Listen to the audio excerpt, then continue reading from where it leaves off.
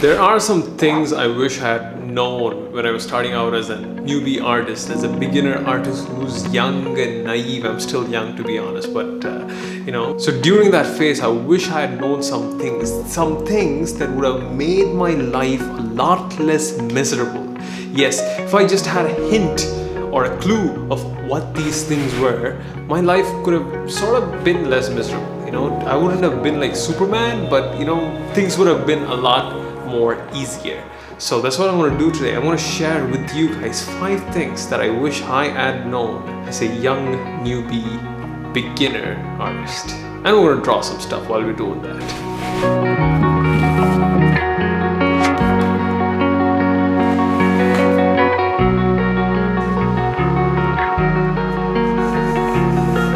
Okay, before we begin, I'd suggest that you grab yourself your sketchbook or your pencil and just draw along with me while I talk about this stuff, man.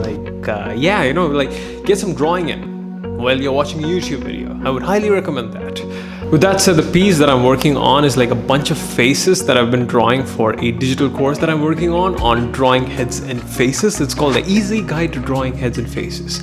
And I'm working on that course, and I just want to draw a bunch of cartoony heads and faces for that thing and see how things work out. And the funny thing is, I just screwed up the very first head on this piece because I was using the wrong pen. I was using a new pen that I wasn't used to using, and I just used that pen, and yeah, the ink started flowing. It started smudging, and yeah, I just messed it up. So anyways, let's get into the 5 things I wish I had known when I started. Why am I so blabbery these days? Okay, number 1, you don't have to have all of it figured out.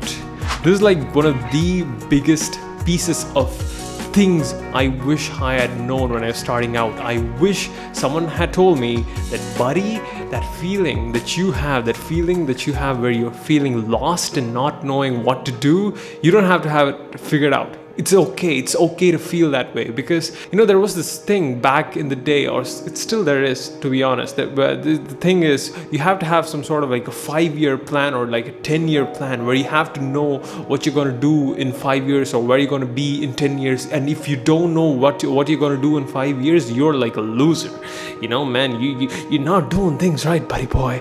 And that sort of scared me, and I thought that's how things are supposed to be, and I didn't know where I wanted to be in 5 years. Heck, I didn't even know what I wanted to be in 6 months back then. I still don't, actually. Even now, I do have an idea, I do have a vision, and I think that's how most people that I know go about it. Like people like Tim Ferriss and Gary Vaynerchuk, who are like big time entrepreneurs, and even they said having a 5-year plan in this current day and age is impractical. It's okay to not know where you're going to be exactly in 5 years. It's good to have a vision of where you want to be, but when you make progress, when you take steps towards your life, things started changing.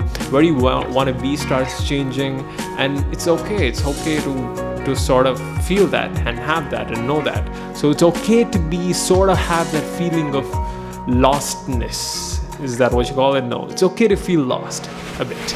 So you don't have to have all of it figured out. It's okay. Just chill and relax. That's all I would say to that young 19-year-old Keshav. Yep. Number 2 is passion is overrated. I read a book a couple of years back called So Good They Can't Ignore You by Cal Newport, and one of the pieces of advice I got from that book, which really angered me at that point and which I didn't really agree with at that point, was stop trying to follow your passion, or stop trying to find your passion. Actually, following your passion is good. Finding your passion or trying to find your passion when you're 19 years old or 21 years old or 25 years old is not a great idea, because like I told you, passion is something that you sort of develop over time. It's like you go through a bunch of experiences and you build upon that, and that will eventually lead you to find your passion. Passion is something that you develop, not find. And to that 19-year-old kid, I'd say, instead of trying to find your passion, do something else, which is do a bunch of things that you like. Find something that you remotely like or sort of like, and work on it. Focus on that thing hard for the next 3 to 6 months or to a year or whatever time frame that you can stick to, and just focus on that and just go all in on that. And that is what I would tell to that kid. Passion is overrated in this thing, because we live in a society where we judge our work fulfillment with passion as a main standard, how we feel day to day, on a daily basis. That is weird. That's not how things work. You feel good sometimes, you don't feel good sometimes.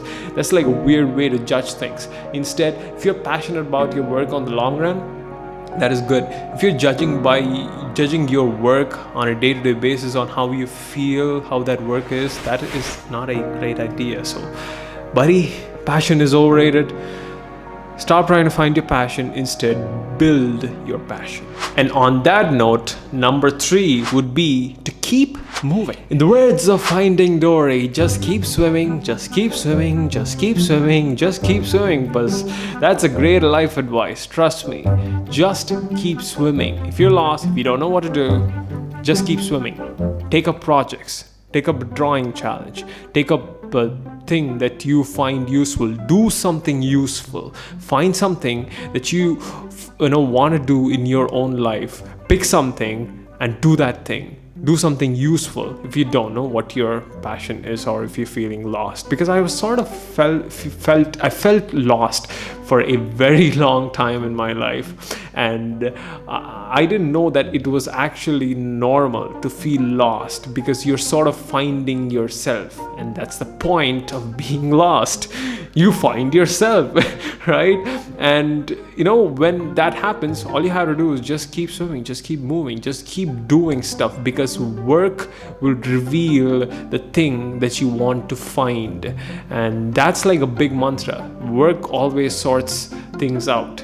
Putting work in, doing stuff in. If you go in a direction, if you find that direction to be wrong, you can actually come back and go in another direction.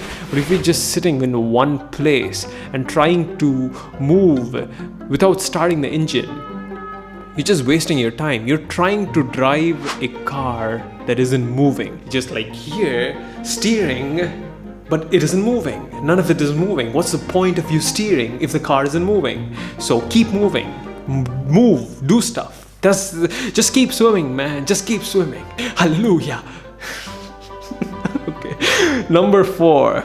Comparison is the enemy. Jesus, man. Seriously. Or women, seriously, stop comparing yourself to all those Instagram artists and people you find yourself on the internet. What you are looking on the internet, or in books, on TVs and stuff, is just a highlight reel. You're seeing the very best of that person.